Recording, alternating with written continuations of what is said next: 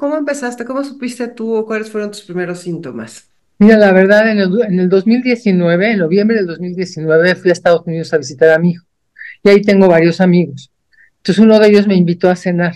Yo, la verdad, antes de eso, lo único que notaba es que al escribir a mano, me costaba mucho trabajo y la letra se me iba haciendo chiquita. Y yo pensaba, bueno, pues sí, ya estamos tan acostumbrados a la computadora, ya no escribimos, que obviamente pues me cuesta más trabajo, pero hasta ahí lo dejé, ¿no?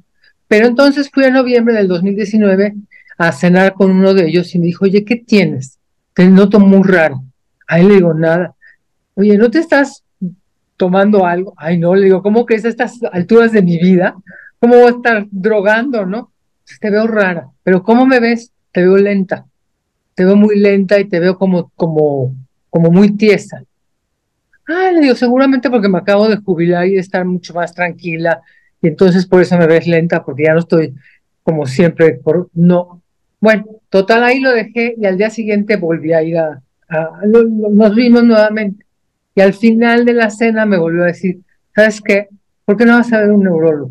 Yo, un neurólogo, pues yo soy sanísima. ¿Qué voy a hacer ver un neurólogo? Y mi hijo, que estaba trabajando allá con ellos, seguramente le dijo a él, pues fíjate que a ella de repente le tiembla la mano izquierda, es lo único que he notado. Entonces él me habló y me dijo, te pido que llegando a México vayas a un neurólogo, porque ya me dijo tu hijo que te tiembla la mano izquierda. Yo sí, pero me tiembla desde hace tiempo y me tiembla un poquito y se acabó. Híjole, no sé, pero por favor vete a hacer un examen, vete a ver un neurólogo. Entonces regresé a México y fui a ver a dos neurólogos. Yo dije, bueno, voy a ir a verlos, si me diagnostican lo mismo, me quedo con el que mejor me caiga, ¿no? Entonces empecé a investigar de los neurólogos, fui a verlos, me cayó mejor uno, pero luego me di cuenta que esto necesitaba una especialidad. Entonces empecé a buscar un especialista y entonces fui a hablar con Rubén. Rubén me hizo exactamente las mismas pruebas que me habían hecho los otros dos y me dio el mismo diagnóstico que me habían hecho los otros dos. Entonces cuando Rubén porque los otros dos, hazte cuenta como que ni caso les hice, ¿no? Entonces cuando Rubén en el 2020, en enero del 2020 me dice, pues sí, tienes Parkinson. No, no, no, no, o sea, entras en un proceso de duelo, ¿no? Entras en un proceso pues muy duro porque no lo crees, ¿no? Entonces empiezas con decir, ay, a mí, no, no puede ser, no es cierto. No es cierto, a mí, ¿por qué a mí? ¿Por qué a mí si yo soy tan sana? ¿Por qué a mí si tengo 65, en ese momento 66 años, y siempre he sido tan sana? No puede ser que a mí. No hay antecedentes en mi familia. Todos son, dentro de lo que cabe, sanos, ¿no? Entonces, pues no, no lo entendía. Me vino el enojo, me vino. Cuando realmente lo asimilé, fue que en abril de ese mismo año, me vino una crisis donde no me podía mover, donde me atoraba, no podía caminar. Entonces yo dije, ay, en la torre. Entonces le hablé a Rubén. Yo me había negado inclusive a tomar medicamentos. Yo decía, no, yo no voy a tomar ningún medicamento. Yo lo voy a poder resolver sola, ¿no?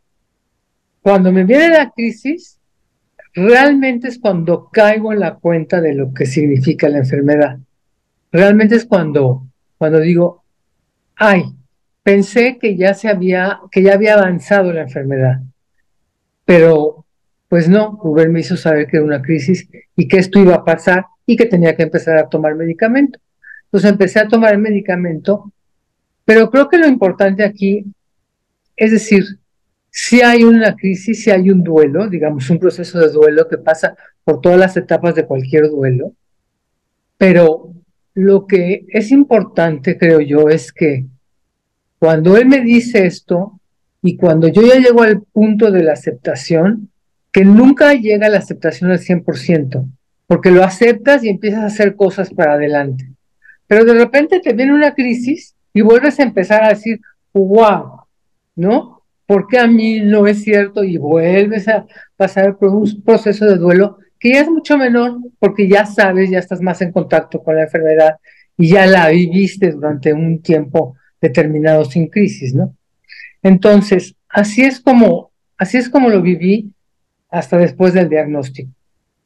Este, Una vez que lo acepto, lo primero que me viene a la cabeza es, este no es un problema del doctor.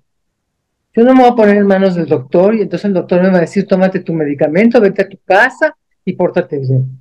Esto es algo que yo tengo que agarrar en mis manos. Es mi responsabilidad.